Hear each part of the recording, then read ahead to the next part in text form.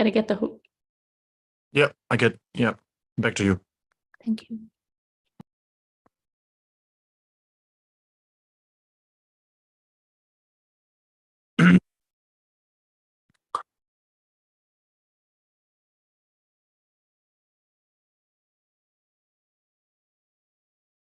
Sangye chedan tsoye chanam la chanjo bardo nane gyatso che daye chushe gebe sanam jolam benjire sangye jubara sho sangye chedan tsoye chanam la chanjo bardo nane daye chushe gebe sanam ge jola benjire sangye jubara sho sangye chedan tsoye chanam Janju bardo dani gezo jin da ye chushe ye be senam ge drala benjire sangye chobara sho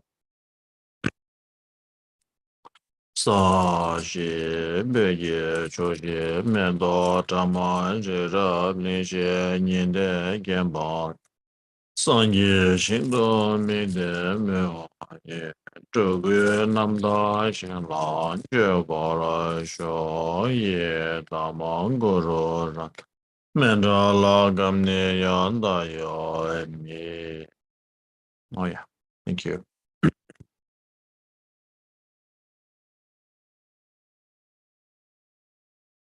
Mm,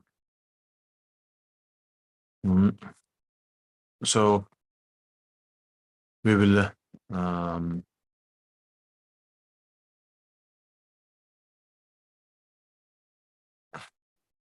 mm.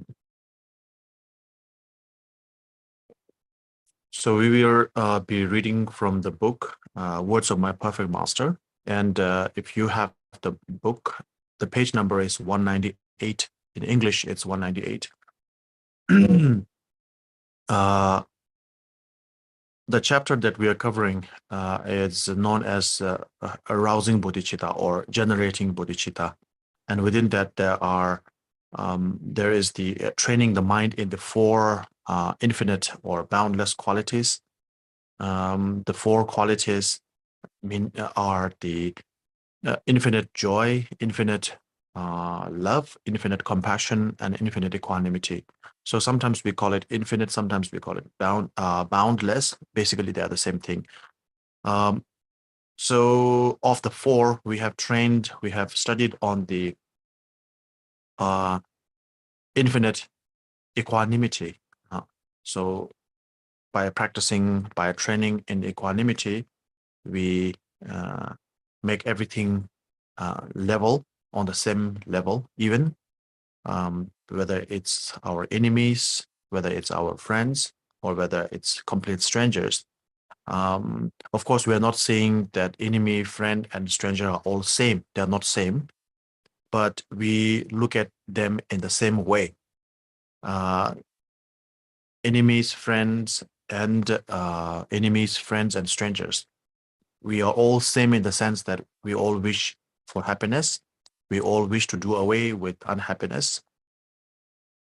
In that manner, friends, enemies, and strangers are all same. So all same as myself. So for that reason, they all deserve love. They all deserve compassion. They all deserve joy. So with that understanding, that was the understanding we set last week. The practice on equanimity. Sometimes we also call it practice of impartiality. So impartial, equanimity, unbiased. So they are all the same. Basically, it means to make everything even. Now today we will study on meditation of love, on love.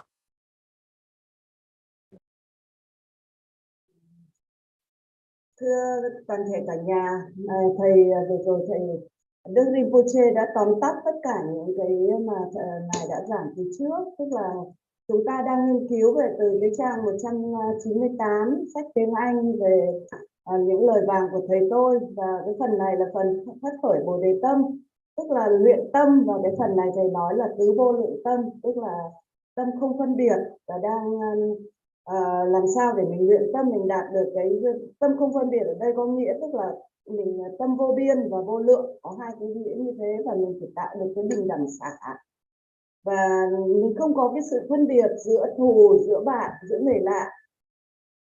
Không có nghĩa là họ giống nhau hoàn toàn, họ có sự khác biệt, nhưng mà cái cách nhìn của chúng ta, cách đánh giá của chúng ta, cách quán chiếu của chúng ta đối với họ là phải như nhau. Họ cùng là những người đều mong muốn hạnh phúc, dù là thù, là bạn hay là người xa lạ, và họ được xứng đáng được hưởng hạnh phúc, xứng đáng được có lòng từ bi và hỷ xả. Chúng ta nhìn nhận họ theo cái khía cạnh là không thiên vị và vô tư, không có một cái sự thiên vị đối với bất kỳ một cái người nào, dù là họ là người bạn của mình, hoặc là mình lại phân biệt đối xử rằng là đấy là kẻ thù của mình. Tất cả cùng xứng đáng được hưởng hạnh phúc và đều mong cầu hạnh phúc. Thế và đấy là cái tóm tắt cái phần mà thầy đã Đức Rinpoche đã giảng từ trước, và ngày hôm nay thì chúng ta sẽ nghiên cứu về cái khía cạnh là từ, tâm từ, luyện tâm từ. Yes.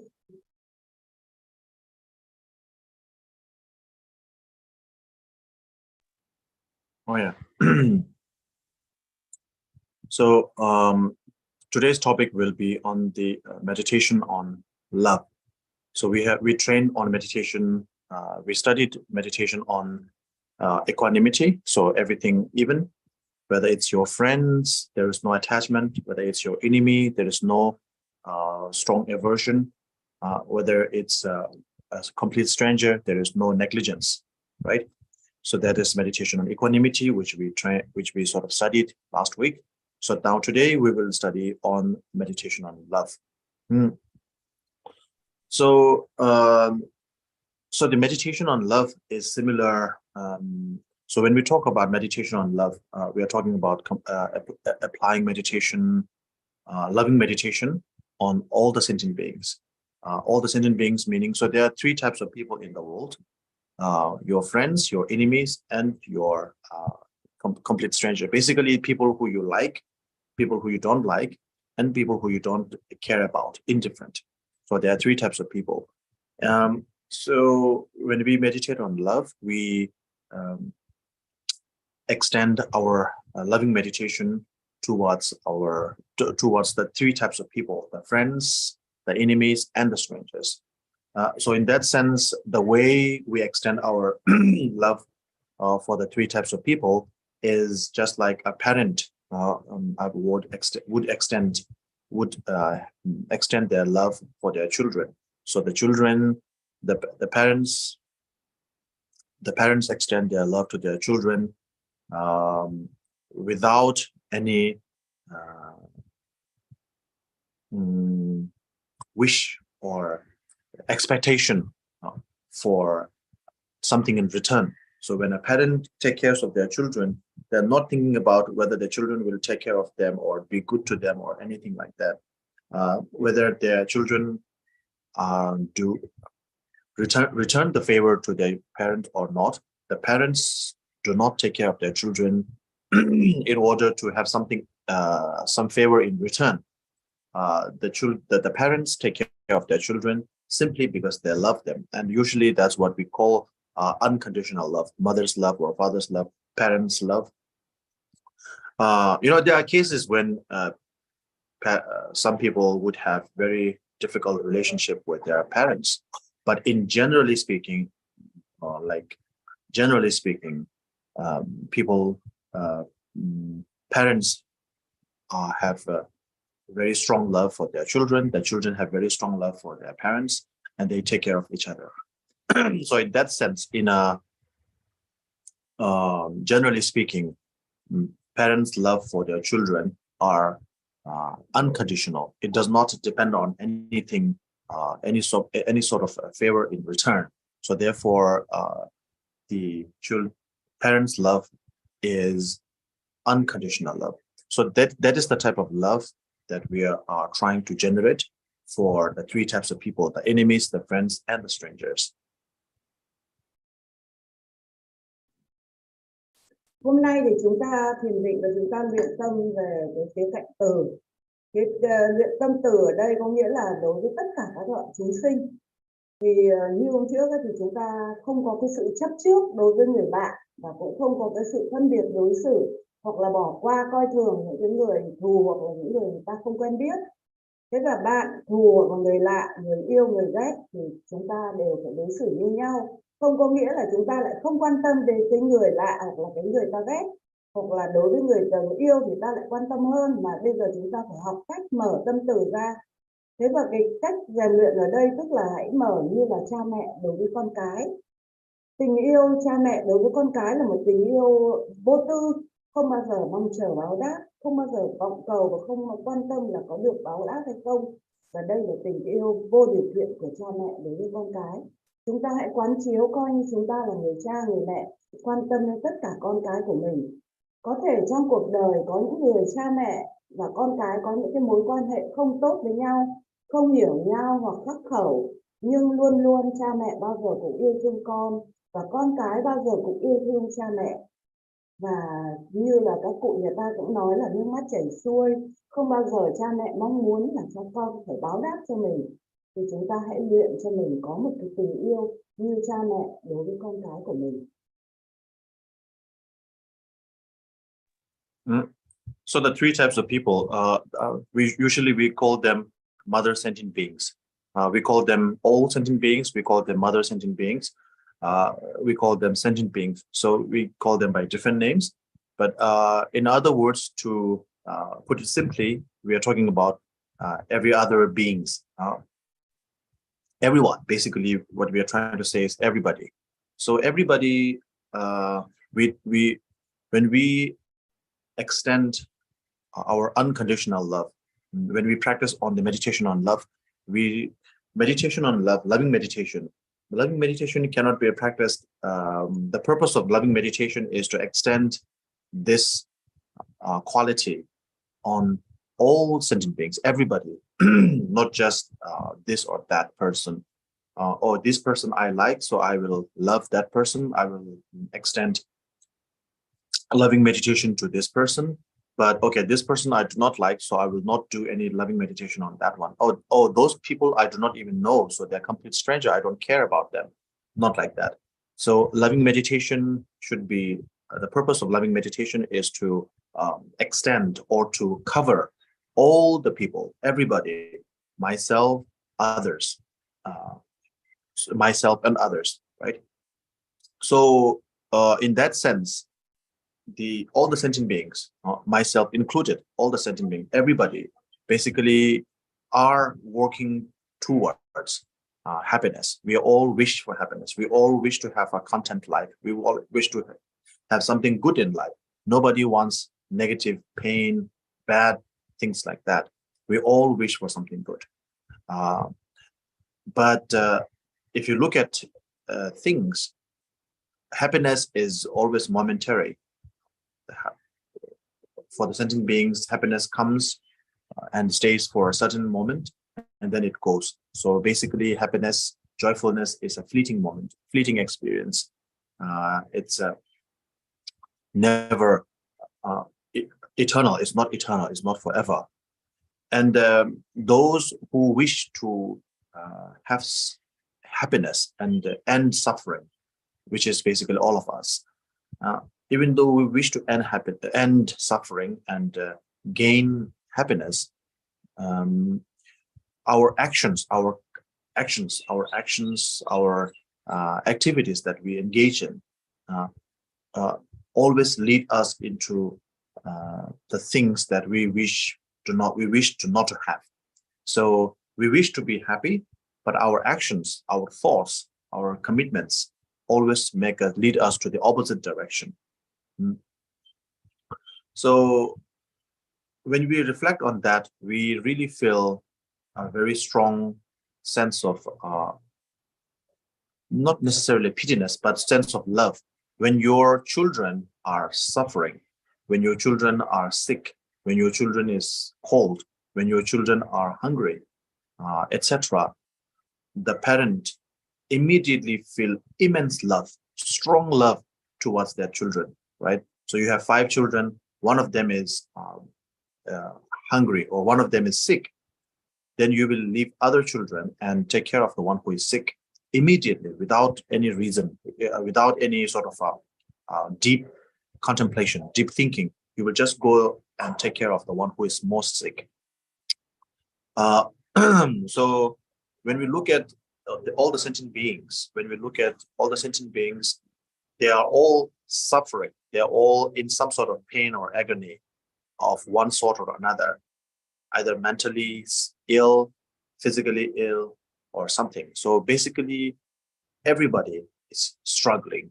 So when we reflect on that, we tend to feel immense love for all of those people who are in deep suffering and agony.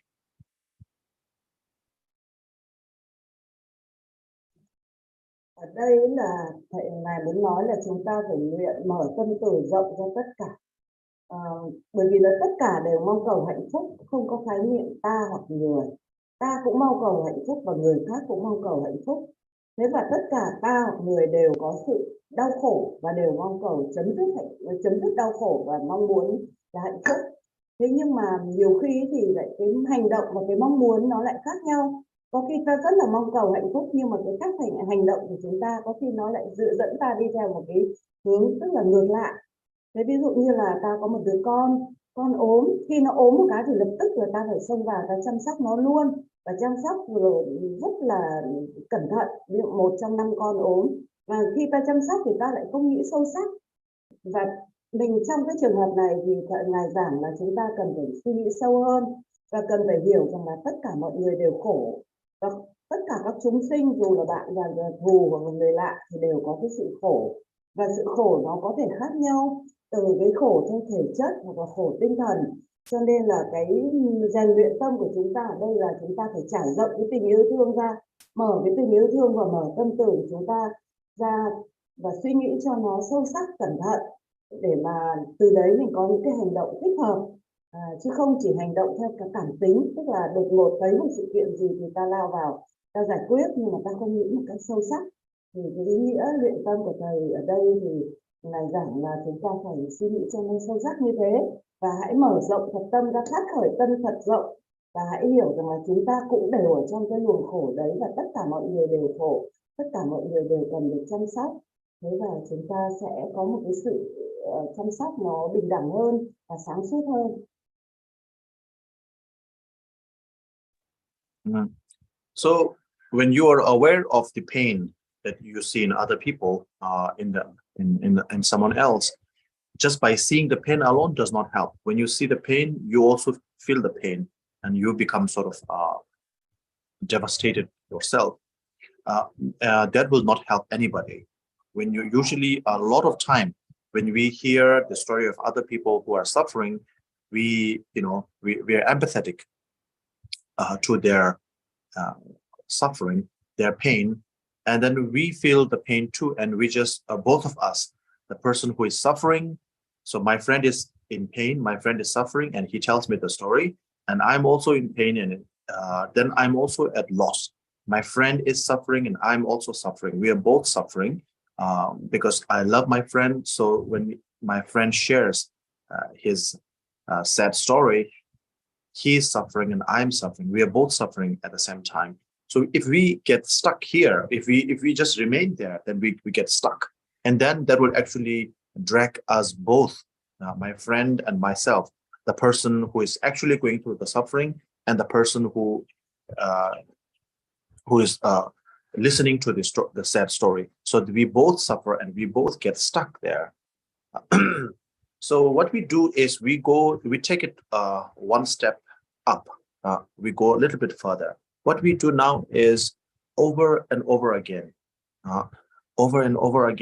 we meditate on now this is where the loving meditation comes in. So we meditate on like this. So this is what we have to think. How wonderful would it be if each one of those people who is suffering, if their suffering goes away, if their suffering is gone away, those who wish for happiness, how wonderful would it be if they are able to gain their happiness. If someone is hungry, may they can gain happiness from getting food. If someone is sick, may they get happiness from getting cured, getting well. If someone is poor, may them get happiness from endowed with funds, money, finance.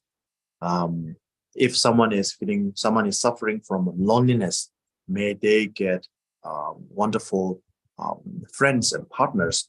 So happiness from that. So basically, towards each different person who is suffering from, towards each different individual who is suffering from a different, a unique kind of pain, may their pain go away one by one. May they be able to gain joyfulness of getting the opposite of the pain. Whatever pain, whatever suffering or pain they're going through, may they be able to get rid of that pain and get the opposite of that pain. So basically, if you are suffering from hunger, the pain is hunger. So the opposite of that would be full belly, right? Your stomach is full. So simple like that. So meditate like that. So that is loving meditation. So in the sutras, in the text, Dharma text, usually we talk about loving actions, okay? Loving actions of the body, loving actions of the speech, loving actions of the mind. Basically, in Buddhism, in the Dharma, we always talk about the three things: mind, body, and speech. The mind, the body, and the speech, right? What you speak, what you think, and what you do. So what you do it lovingly. What you say it lovingly. What you think it lovingly. So that is known as, so how you do that is by refraining from harming others and trying your best to help others. So that would be loving actions from the speech. Speak lovingly, think lovingly, and act lovingly.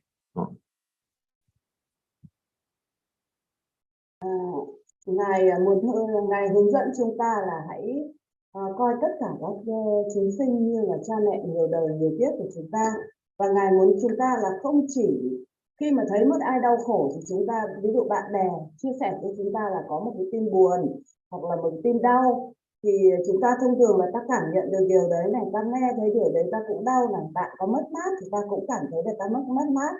Nhưng mà Ngài không muốn là chúng ta mắc kẹt ở đấy, mà chúng ta phải bước ở một bước cao hơn. Khi mà đã tu tập rồi thì chúng ta phải đi lên cao hơn và xa hơn. Tức là nếu mà đã có một cái sự kiện mà xảy ra như vậy, nếu chúng ta mắc kẹt ở đấy thì chúng ta sẽ bị cuốn vào cái vòng tiêu cực đấy thì không được, mà chúng ta phải có những cái hành động. Tức là thay vì cái suy nghĩ, chúng ta phải chuyển hóa thành hành động. Khi mà thấy một ai đó mà bị đói nghèo hoặc là bị không có cái thức ăn thì chúng ta phải cố gắng bằng hành động của mình làm sao suy nghĩ hoặc là hành động hoặc là nói lời hay để giúp cho họ có thức ăn để họ qua được cái cơn đói đấy. Hoặc là ví dụ thấy một người nghèo, người ta phải phát khởi được cái tâm là mong muốn họ có giàu có, hoặc là phải có hành động giúp đỡ cho họ để họ thoát được cảnh nghèo. Và trong suy nghĩ chúng ta phải mong cầu cho họ thoát được cảnh nghèo. Tức là bằng cách đối trị và thông qua những hành động của mình thì chúng ta phải có những cái việc làm, những cái lời nói và những cái suy nghĩ thật tốt để giúp cho họ thoát khỏi những cái cảnh đó, chứ không chỉ từ ở đầu một cái chỗ là ta nghe thấy xong ta cảm thông rồi chúng ta cũng đi lụy, thì cái đấy là chưa đủ. Mà khi mà ta luyện tâm thì ta phải tiến cao hơn, tức là chuyển hóa từ suy nghĩ, từ cảm thông, từ lời nói nghe, chúng ta phải chuyển sang hành động. Và những hành động này là thân khẩu ý, tức là 3 khía cạnh như vậy: nói lời hay, làm việc tốt và có những ý nghĩ tốt, mong cầu cho họ tốt lành. Họ nghèo thì mong cho họ giàu, họ đói khổ thì là mong cho họ có thêm của cải tài bảo để họ có thể thoát được những cảnh đó. Và nếu họ buồn đau về tinh thần thì mong cho họ có hạnh phúc và giúp đỡ thiết thực để có hạnh phúc thoát khỏi những cái cảnh như vậy. So to back this thing up, there is a quote, citation from one master, 8th century master by the name of Shantideva. So in the book name of the book is The Way of the Bodhisattva. So in the book, he says, whenever catching sight of others, look on them with open, loving heart. So when you look at someone, so this is the, loving action from the body, loving action from the speech, loving action from the mind, right? So when you look at someone, look at them with a very loving face. When you speak to someone, speak to them in a very loving manner. When you think of someone, think of them in a very loving manner, right? So the citation is, the quote is that whenever catching sight of others, look on them with loving, open and loving heart.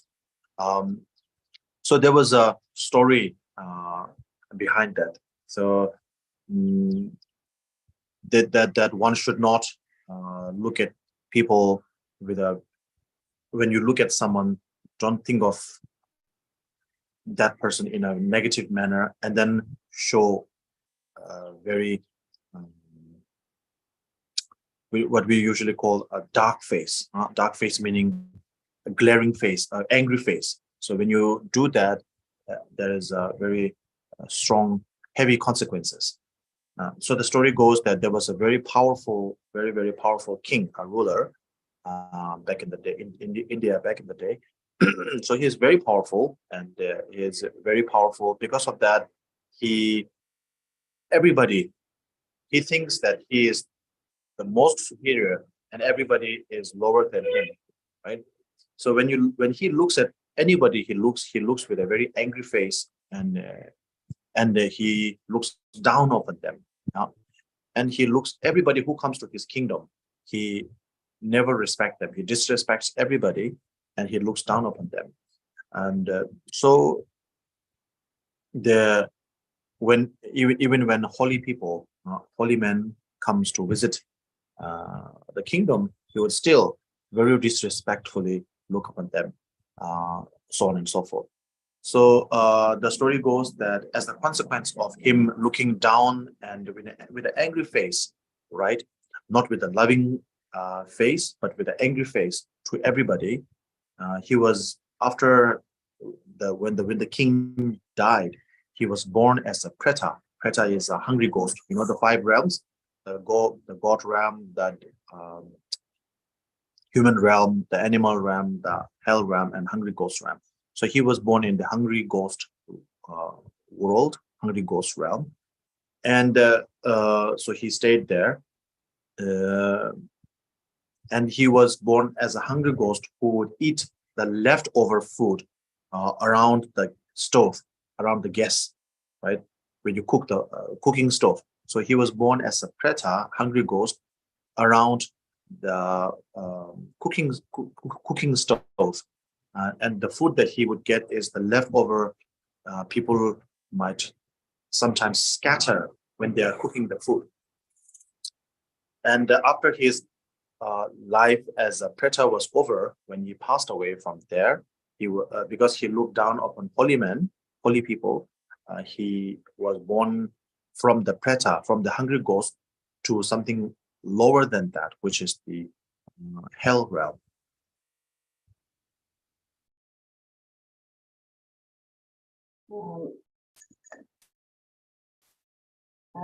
Ngài có nói chuyện về một cái vị vua ở thế kỷ thứ 18 của ngài Santideva trong quyển Bồ Tát Hạnh, thì có nói rằng là kể cái câu chuyện là có một vị vua, thì vị vua này thì nghĩ là mình rất là có quyền năng và nghĩ là mình đứng trên mọi người và có một cái thái độ cao ngạo, coi thường mọi người và không tôn trọng mọi người, nói với ai cũng bằng những cái lời giận dữ và bộ mặt rất là gọi là bộ mặt đen tối đấy, tức là xa sầm lại và xấu. Thì cái quả thì là có một cái lần là ngài gặp những cái vị thánh nhân và ngài cũng có một cái cách đối xử như thế, và đến cái đức vua đấy cũng có cái cách đối xử như vậy, và đến khi chết thì là đức vua bị sa vào cõi ngạ quỷ. Và khi mà sa vào cõi ngạ quỷ rồi thì là bị ăn những cái thức ăn thừa của mọi người bỏ lại. Thế thì cái quả đấy rất là nặng nề, và nhất là nếu mà đối xử với các bậc thánh nhân như vậy thì sau này thậm chí còn sa vào các cõi địa ngục. Thì như vậy là mình rất là phải cẩn trọng trong cái thái độ lời ăn tiếng nói của mình, và phải luyện làm sao để mình tránh cái sự cao ngạo và coi thường những người khác.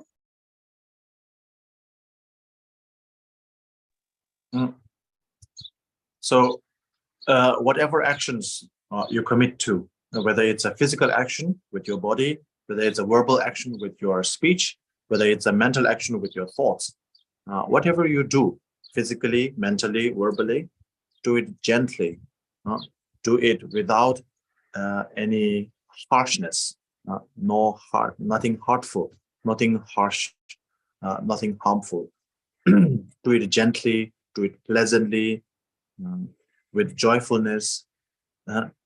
And basically, your goal is to make, not to make, to make, to help others, to help as much as you can. And even if you cannot help them, at the very least, do not harm them. So this is the basic mantra, very simple. Do your best to help people. Do your best to help people. And if you cannot help them, at least refrain, at least stop harming them. So very simple. That is the gist. That is the summary. That is the practice of loving meditation in a nutshell. So whenever you, for example, when you express something, when you want to say something, when you want to express something verbally, do not express them in the form of contempt, looking down on other people, with criticism, saying negative things. Of course, there's something called constructive criticism that is different. Constructive criticism means, like, parents, a lot of time parents would do constructive criticism on their children because they want, and teachers also do constructive criticism. That is for the person whom you are criticizing to improve. So, and then you also, with constructive criticism, what happens usually is you provide a solution to. With negative criticism, there is just you're not good, this is not good, this is wrong, everything is wrong.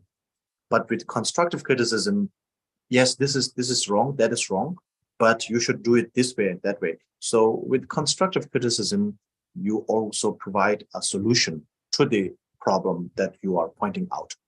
With negative criticism, there is no solution. You're just saying bad things about it. You are basically in what we usually say, bad mouthing, right?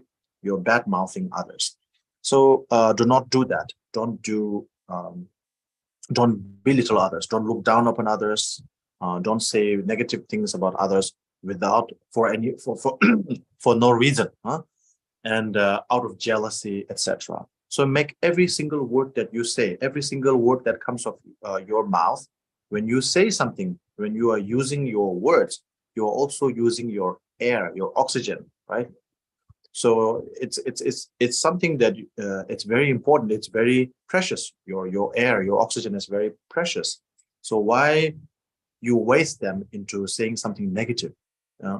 When you use your oxygen, use it, and you are using your energy, you are using your time, you are using everything, right? When you speak to someone, you are thinking about what to say.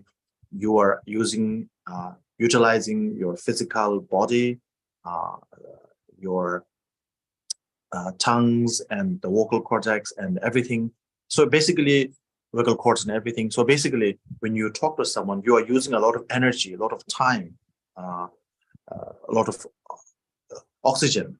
So why you should misuse them by doing something, saying something negative, doing something negative? Do it for the purpose of doing something good and positive.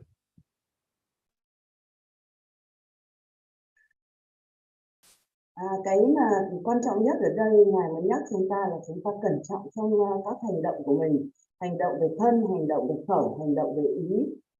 Khi mà đã nói một cái gì thì nên hãy nói ngọt ngào và tử tế, không được có ý làm hại, và luôn luôn phải có thái độ vui vẻ. Ta phải giữ một cái câu chân ngôn, tức là hãy giúp đỡ, luôn luôn phải nghĩ là mong muốn giúp đỡ, mà không giúp đỡ được thì thôi, đừng có mong làm hại người ta, không bao giờ là có một cái khởi tâm làm hại ai đó, và luôn luôn là chấm dứt cái việc làm hại, dừng cái việc đau khổ của người khác, và đừng coi thường người khác. Tất nhiên thì là thứ nhất là khi mà mình phê bình ai đó thì mình phải chú ý là phê bình mang tính xây dựng, chứ đừng mang tính là chì chiết hoặc là phải vùi dập người ta. Bố mẹ, Rồi các bậc thầy cũng có những cái lời phê bình, nhưng mà những lời phê bình đó là mang tính xây dựng, và phê bình thì thường là phải đưa ra giải pháp cho các vấn đề, chứ không phải là chỉ mắng cho nó gọi là sướng mồm, tức là mình cứ nói bừa đi trong mồm mình thỏa thích cái cơn giận, nhưng không phải thế, mà mình phải đưa giải pháp và giúp cho các cái đối tượng nói chuyện với mình, hoặc là những cái người mà mình quan tâm đến, hoặc là mình gặp trên cuộc sống ấy, thì phải giúp đỡ cho người ta giải thoát khỏi những cái tình huống khổ đau của người ta.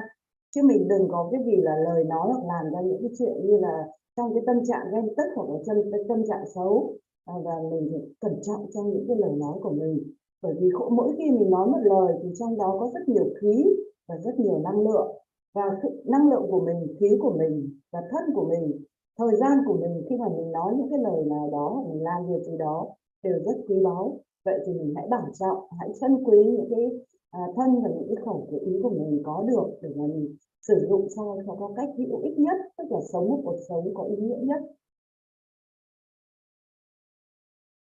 Mm. So when you speak, or when you do things, do it lovingly in a very pleasant manner. So when we say pleasant, we're not saying just make it look like pleasant, make it look nice, but from from the bottom of your heart, you have some ill intention, negative thoughts towards them. Not like that. So as I said, the three things has to match: mind, body, and speech. Right? Thought has to be positive, action has to be positive, and speech also has to be positive. So it's not like I think about something negative. Okay, if I say good things to that person, I will get money. If I do some nice thing to that person, I will get a promotion. If you have such intention, that is a selfish intention. So it's not wrong in the worldly sense, in a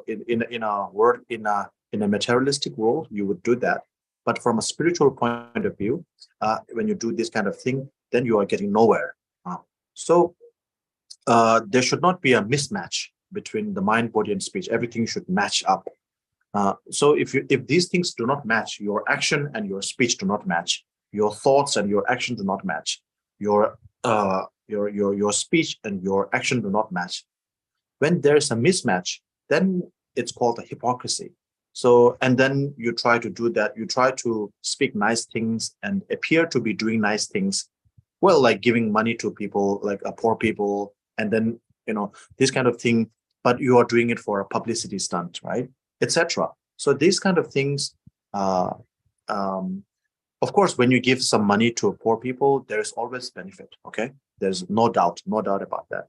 But if you do give the money for publicity, if you make a donation for publicity, then the result is very minimal compared to doing it with a pure heart. So if you give money with a pure heart, wholeheartedly, with a good intention, with good speech, like giving respectfully. So whenever we offer money to the poor people, we offer with respect, not like throw it to them, like out of disrespect and by looking down upon them. So you are the worst of the society, and I just give this money to you because you are so annoying. Go away. Not like that. If you give money like that, actually, especially if you give money and hurt their feelings by giving money, by looking down upon them and make them feel worse than they actually were, then it's better not to give money to poor people. So this is giving money is just one example. So there are things like speaking, talking, or giving providing hospitality, saying nice thing, everything. So whenever you say nice thing doesn't mean, oh, you look very beautiful, your house is so nice. Just by saying that doesn't mean anything. So it has to come from a pure intention. If it doesn't come from a pure intention, then all this is just pretense, just false, a farce, we call it. So we have to be careful whether our mind, body, and speech, our thoughts, our speech, and our actions, they match or not match. So this is very important. Ngài có giảng của chúng ta là nên có những cái lời nói dễ chịu, nhưng mà cái việc dễ chịu ở đây không phải là ta chỉ nói làm ra vẻ dễ chịu, tức là nói những cái lời ngọt ngào, mà chúng ta phải thật sâu sắc ở trong tâm. Nếu mà mình chỉ nói làm ra vẻ dễ chịu thôi để kiếm tiền hoặc là để được thăng chức thì đấy là ở thế giới vật chất. Nhưng mà khi mà mình đã hành trì, đã vào cái thế giới tâm linh thì không phải là như vậy. Mà thân khẩu ý của chúng ta khi ta rèn luyện thì tất cả đều phải hài hòa. Lời nói phải đi đôi với việc làm và với hành động, với những cái suy nghĩ của mình. Chúng ta phải thống nhất giữa thân khẩu ý khi mà mình thực sự là có một cái trái tim thiện lành, chứ không phải là chỉ nói ra vẻ để mà lấy được cái bổng lộc, để mà lấy được cái sự quảng cáo thôi, chỉ làm ra vẻ để quảng cáo thôi. Ví dụ ta cho tiền người nghèo thì cũng tốt, nhưng mà kết quả rất là thấp nếu như ta không có cái tâm trong sáng ở đó. Chúng ta không có cái sự kính trọng đối với họ, hoặc là chúng ta chỉ quăng tiền rồi, thì như vậy thì chúng ta làm đau họ hơn, chứ không phải như vậy thì ta thả không cho họ tiền thì còn hơn. Mà khi mà cho tiền thì ta phải có một cái sự tôn trọng, một cái sự thông cảm, cho nên là cần một cái sự thống nhất ở đây trong cái việc lời nói, hành động và những cái suy nghĩ, và phải có một cái sự thanh tịnh trong cái ý định của chúng ta, có một cái động cơ rất là thanh tịnh. Thế và không phải là chỉ ta chỉ nói mồm tức là khen người nọ khen người kia đẹp, mà thực sự là cái vẻ đẹp đấy thật sâu sâu lắng ở trong, và thống nhất giữa lời nói và hành động và việc làm và thân khẩu ý chúng ta phải thống nhất với nhau. Đấy là bài giảng như vậy. Especially if you are a powerful person, if you are an influential person, if you are a rich person, powerful person, or basically you have people working under you, right? You are a person. You are some sort of a person. You are a person with some sort of authority.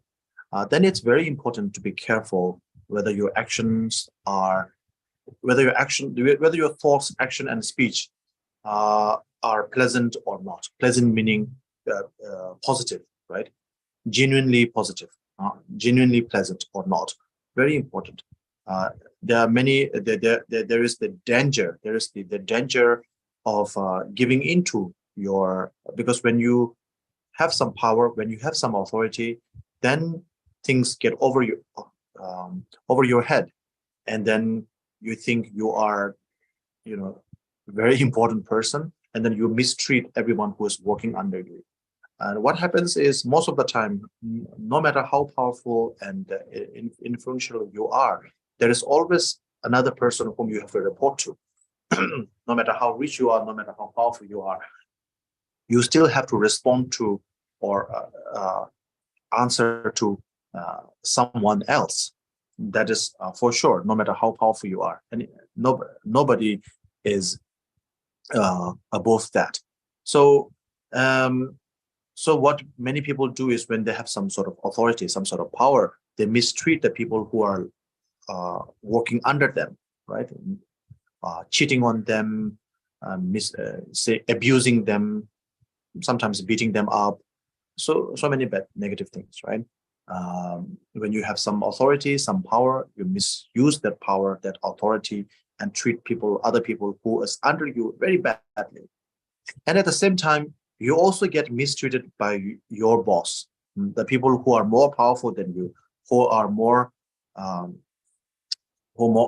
powerful than you, and who are more authoritative than you. So they mistreat you.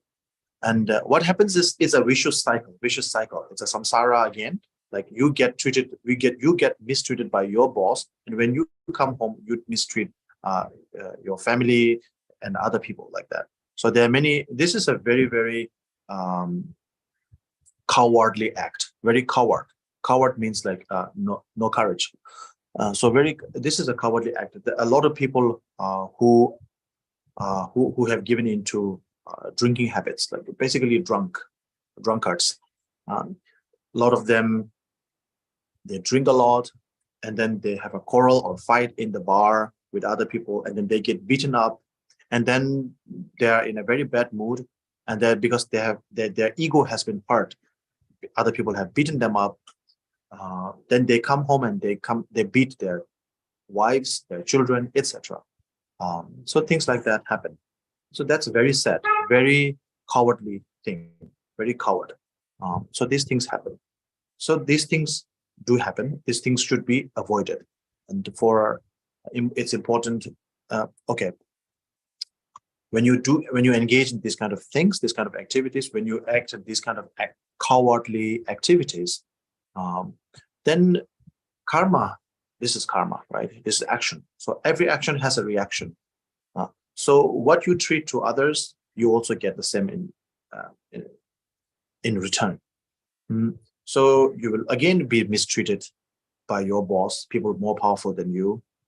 And then you come back home and you mistreat people who are under your authority. And then you go to your workplace or outside, and then you get mistreated. And this continues forever. So if you want to escape from that stream of vicious cycle, then you have to stop mistreating others first.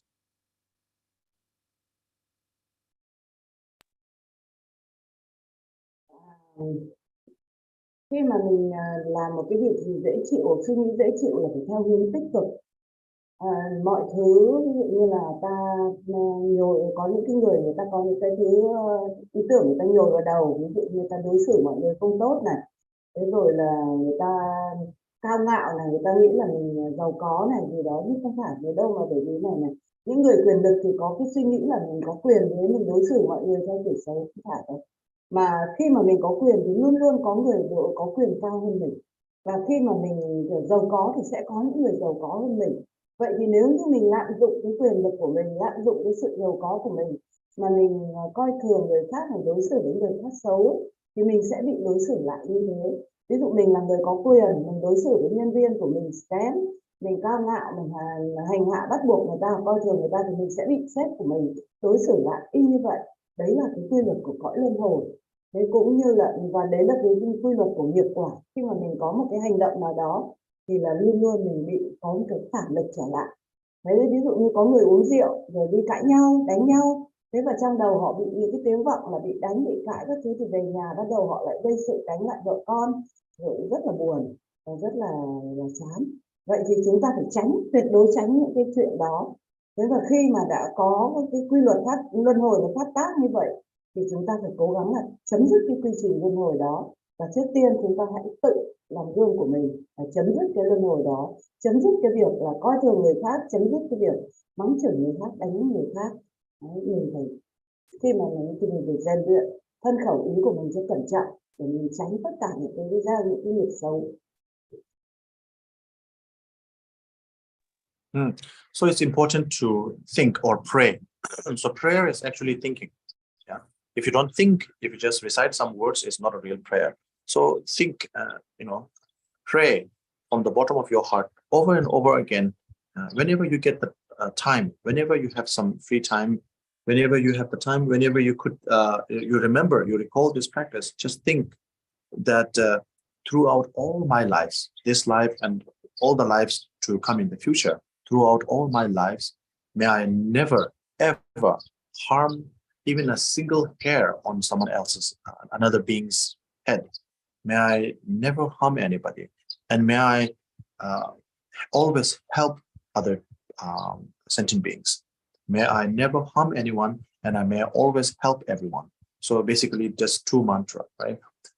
Two very simple mantra. May I never harm anybody, and may I always help everybody. So this thing you keep in your mind, and this thing you recite to yourself, you mutter. You can just whisper to yourself, I will never harm anybody. I will always help everybody. I will never harm anybody. I will always help everybody. I will never harm anybody. I will always help everyone. Like that. And this is your practice. This is your, people ask, what is the basic practice of Buddhism? What did Buddha teach?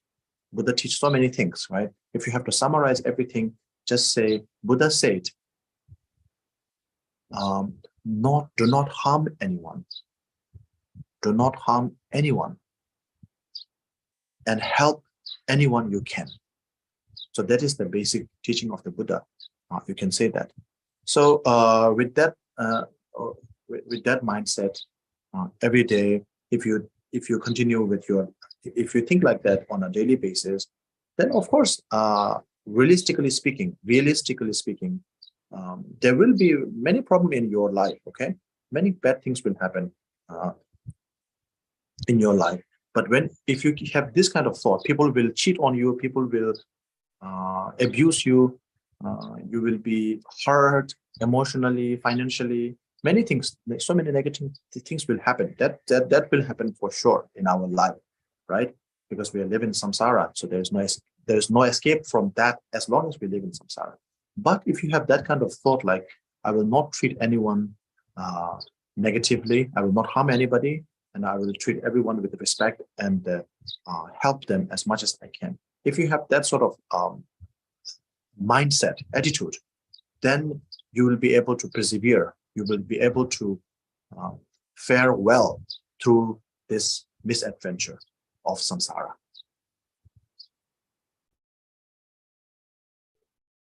Cái quy luật của cõi luân hồi là như vậy, tức là khi mà mình có một cái hành động thì sẽ có một cái phản hành động tác động lại cho mình. Cho nên là cái câu tâm chú mà Ngài muốn dạy chúng ta ở đây là luôn luôn nguyện cầu từ đáy lòng mình, từ sâu thẳm trái tim mình, là muôn đời muôn kiếp, nguyện con không bao giờ làm hại bất kỳ ai, và nguyện con là giúp đỡ tất cả mọi người, luôn luôn chỉ giúp đỡ và không làm hại.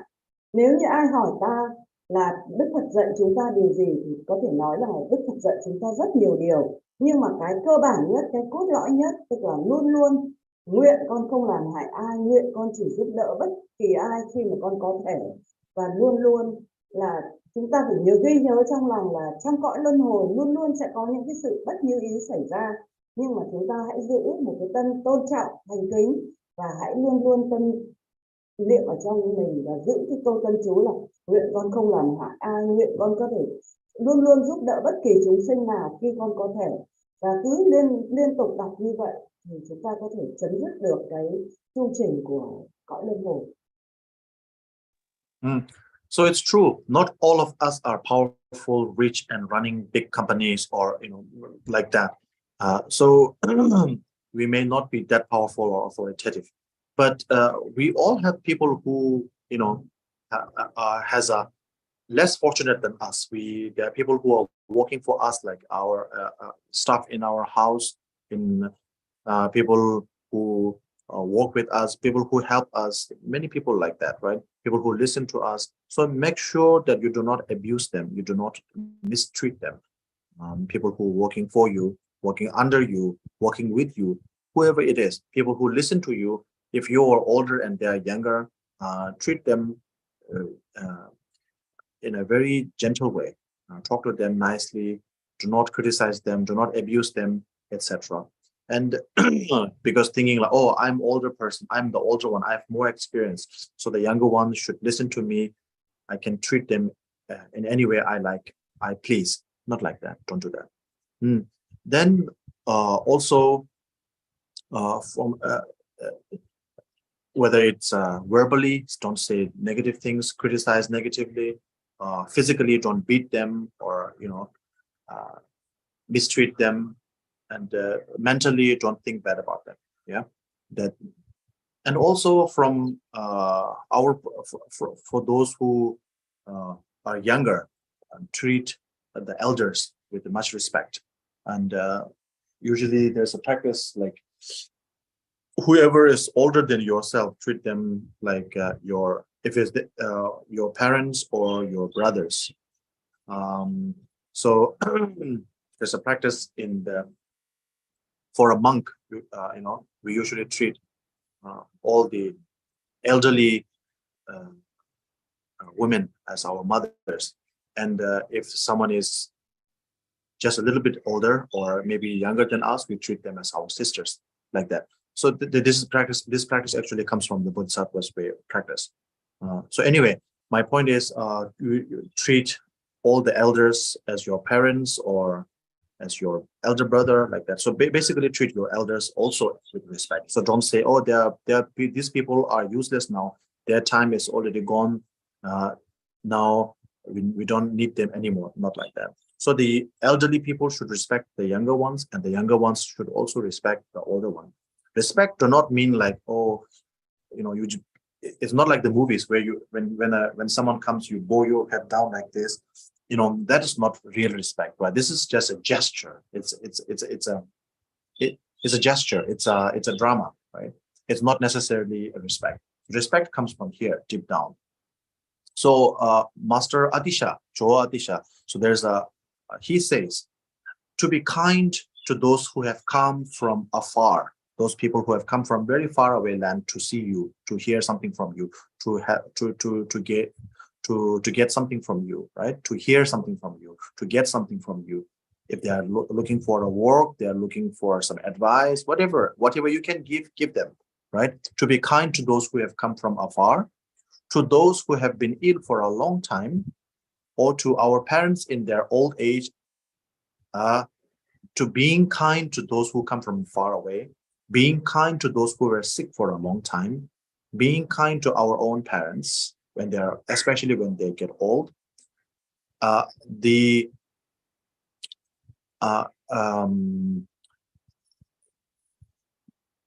merits that you gather, accumulate from doing this is equivalent to meditating on emptiness. So because emptiness is a big thing, right? You know, emptiness is a very, very big thing in Buddhism. So meditating on emptiness is very powerful.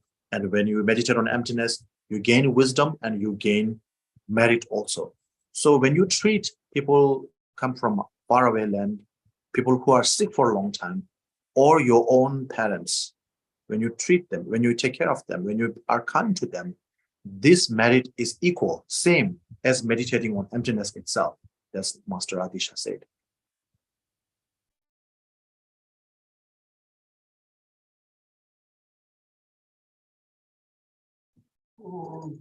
Như vậy thì chúng ta luôn luôn phải ghi nhớ rằng là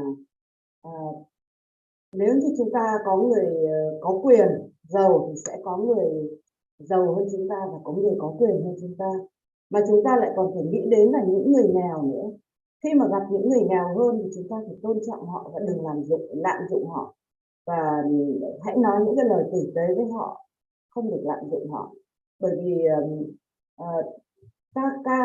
đừng có cái thái độ là ta cao hơn họ thì họ phải tuân thủ ta, đừng có đánh họ. Và người trẻ thì phải biết coi trọng người già, cũng như kính trọng người già, và người già thì cũng biết yêu thương và thông cảm với người trẻ và tôn trọng người trẻ. Anh chị người trẻ mình biết tôn trọng với người già thì mình sẽ học hỏi được họ, và người già yêu quý người trẻ thì cũng là tiếp thu được những tri thức từ họ.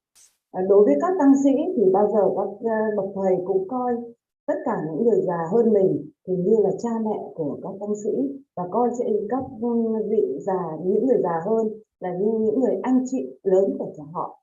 Cho nên là các tăng sĩ bao giờ cũng rèn luyện như vậy.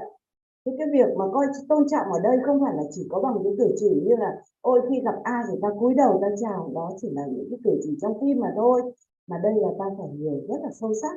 Thì ngài A Đề Sa đã dạy với chúng ta là đối với những người từ xa đến mà người ta đến xin việc hoặc xin ta lời khuyên thì ta phải tử tế với họ, và đối với những người lâu không gặp thì ta cũng phải tôn trọng và chào đón nhiệt tình. Đối với những cái bậc già cả thì ta phải biết chăm sóc dù là quen hay không, và đối với cha mẹ già ốm hoặc là những người ốm lâu thì mình càng phải chăm sóc họ nhiều. Và khi mà làm những cái điều đối với những người xa lạ như thế, người ta tử tế với những người xa lạ như thế, đối với những người lâu không gặp như vậy, chăm sóc những người già yếu như vậy, những người ốm đau như vậy, chăm sóc bố mẹ ta như vậy, thì cái công đức mà ta tích lũy được bằng những cái thiện hạnh như vậy thì không khác gì với cái việc là ta thiền để tính không. Và ta sẽ rất là có uy lực khi mà ta thiền định theo cái phương pháp như ngài vừa hướng dẫn, và ta sẽ đạt được nhiều trí tuệ và công đức không khác gì thiền để tính không.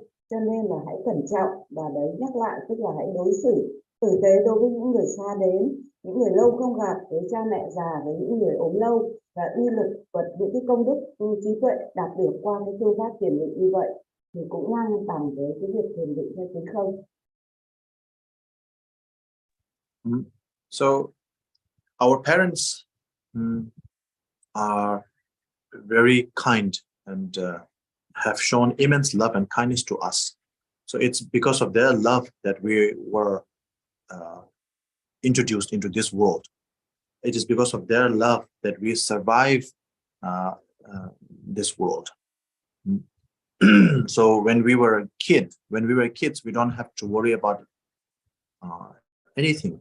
our parents provide, however poor our parents may be, they will make sure that they give us the better food, they give us the better clothes, they put us in the more comfortable side of the house or the bed, so on and so forth. So they were very kind to us when we were uh, uh, feeble, when we were feeble and fragile, when we could not do much, when we are very when we are fragile, they really take care of us. So now when they become old, so children and old people are very similar. They think and act very similarly. And so when we were children, we are very, very annoying to our parents, but they don't mind that. They take care of us with such a loving manner, with such loving thoughts and loving actions, right? They really take care of us. We do not know how to use our spoon. We do not know how to eat, how to drink, how to um, shit, uh, how to walk, nothing, how to speak, nothing. Our parents teach us everything, right? Such a simple thing like how to talk, we do not know. How to walk, we don't know. How to stand up, we don't know. How to eat food, we don't know. Simple things we do not know, right? But now, reverse the occasion. Our parents, now they also get old. They do not know how to use the mobile phone. They do not know how to use the internet. They do not know how to use, the new inventions. Because it's a new thing, they do not know. Because when walking is new, we do not know how to walk. When speaking is new, we do not know how to speak. Somebody has to teach us, right? So the same goes with our parents. They do not know how to use the technology. They do not know, etc. Many things like that. So when these things happen, we become so impatient and we scold our parents, like saying, not just our parents, the older generation, like we scold them by saying, "Hey, you do not know even this simple thing." It's so, and we ignore them, things like that. So this is just an example, and there are many cases like how we really, when our parents or elderly people, they become older, they also start to act like children, and they become some sort of annoying. I agree, all people are annoying, but children are also annoying. When we children are annoying, our parents didn't complain by saying they're so annoying. They take care of us. So when our parents, the older people also become annoying, we have to take care of them. It's a very logical thing to do. It's very, of course, it's a very moral thing to do, and also it's not just moral. It's logical also. So we have to take care of them. We do not disrespect them. We look after them. It's very important.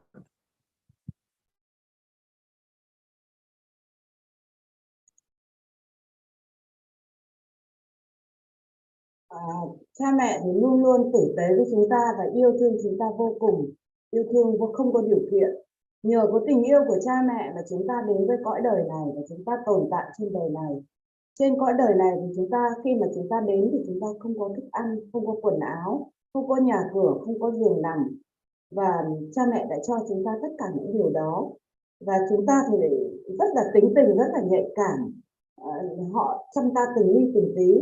Thế và khi họ già thì họ vẫn chăm, dù là ta có còng nhàu thì cha mẹ vẫn luôn chăm sóc chúng ta. Khi bé ta không biết ăn, không biết làm, không biết nói, không biết đứng, không biết đi, cha mẹ ta đã dạy ta từ những điều đơn giản nhất, từ cách ăn, từ bước đi, từ cách mặc quần áo, từ đứng dậy. Thế ngược lại, khi cha mẹ già thì cha mẹ lại không biết dùng điện thoại, không biết dùng internet và không biết dùng công nghệ mới. Thế thì đôi khi chúng ta không đủ kiên nhẫn, không đủ cái sự tôn trọng thì chúng ta lại coi thường, bỏ qua những cái lời nói của cha mẹ, nghĩ là cha mẹ lạc hậu rồi. Thế nhưng mà người già thì lại hóa ra tính trẻ con, và trẻ con thì lại khi mà nghịch thì bố mẹ chăm. Thế nhưng mà khi già thì người cha là cần thiết chăm sóc họ thì chúng ta lại bỏ qua. Thì cái điều đấy chúng ta phải rèn luyện để mà chúng ta có được cái sự tôn trọng và cái sự chăm sóc đối với cha mẹ. Thế và không những là chăm sóc ở đây là chăm sóc về tinh thần, mà đây chăm sóc đạo đức, và đấy cũng là hợp lý thôi. Bởi vì chúng ta đã nhận được từ họ những cái tình yêu thương, những cái sự chăm sóc, thì đến khi mà chúng ta trưởng thành, ta lớn lên thì có cái sự báo đáp, báo đền đối với cha mẹ. Hmm? So basically, do not harm others and help much as you can. That's the gist of it. That's the summary. So by harming others, by cheating others, by stealing, by killing, all this kind of thing, you will not get your desired result. You want to become rich, you want to get position, you want to get fame by cheating people, by doing this kind of thing. You will never achieve that. So if you cheat people and get some money, you will not be rich, you will just have money. There's a saying, some people are so poor that all they have is money. So when you cheat people, when you steal from someone and get the money, put the money in, have the money in your hand, you're not rich. You're not rich. You have money, but you're not rich. Like that. So when you cheat, when you mistreat people who work for you, and that does not make you powerful. That does not make you powerful. You're just abusing your power, abusing whatever little power you have. There's a term for that. It's actually called inferior complexity, inferior complex. So basically, you actually think very little of. You really have a lack of self-confidence, and by exerting your power and authority, it makes you feel powerful. That's why you're doing it. You actually feel very little, very low of yourself, very little of yourself. And that's why, in order to make yourself feel better, superior than other people, you exert your authority when you have some sort of position. So that's called an inferior complex. Like that. So abusing your power, these things get you nowhere. And it's in the end, in the long run, especially, it will only makes you fall much deeper than the walls that you have climbed. So with this, having a loving thought, loving action, and loving speech towards all sentient beings, and refraining from negative and harmful thoughts, harmful speech, and harmful action towards all sentient beings, we will conclude today's session. Thank you.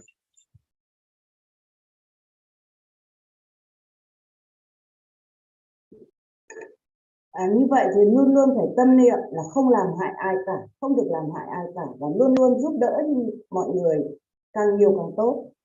Tránh không bao giờ được coi thường người khác, không bao giờ được lừa dối người khác. Bởi vì nếu như ta coi thường người khác, ta lừa dối hoặc lạm dụng người khác, thì không bao giờ chúng ta đạt được kết quả. Có tiền không có nghĩa là giàu. Có những người kiếm được tiền chỉ là có tiền thôi, nhưng không hề giàu. Và có thể là mọi người tưởng là có quyền lực, thế nhưng mà đấy là chỉ là ảo tưởng là như vậy. Và chính cái điều đó, tức là họ không tự tin vào mình, nhưng họ làm ra vẻ là họ có quyền. Thế họ nghĩ là họ có quyền, nhưng thực chất họ không có quyền. Cho nên là chúng ta phải tránh tất cả những cái tình huống đấy, và không bao giờ được làm ra vẻ ta có quyền, không bao giờ được làm ra vẻ ta giàu có, mà hãy luôn luôn tâm niệm là không được làm hại những người khác, và hãy giúp đỡ những người khác càng nhiều càng tốt, và rèn luyện cả thân, cả khẩu, cả ý, luôn luôn tâm niệm cái câu tâm chú đó.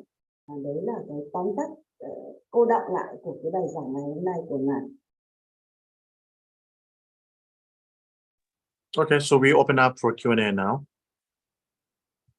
Bây giờ sẽ sang phần câu hỏi và giải đáp.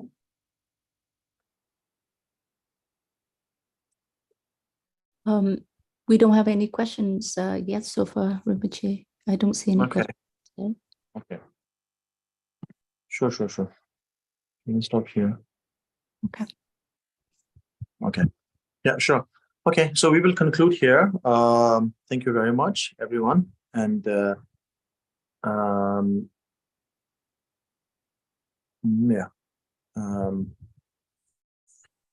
we will do the dedication now. Gewa di nyodo dang lama sangyen rubyo nem chowa chigang mali kege salang ge bara sho janjo semjo rembo je maye ba na ma ge yo gewa nyamba me bara yang kone kondo me bara sho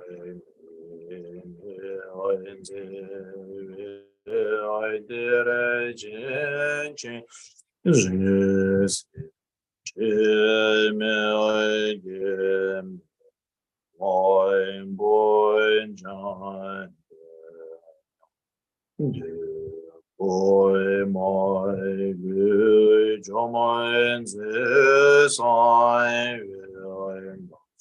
Kan jinen gem Soi gen soi Lord sign time be Shoi lai soi wine Oi sign time Joy lai soi wine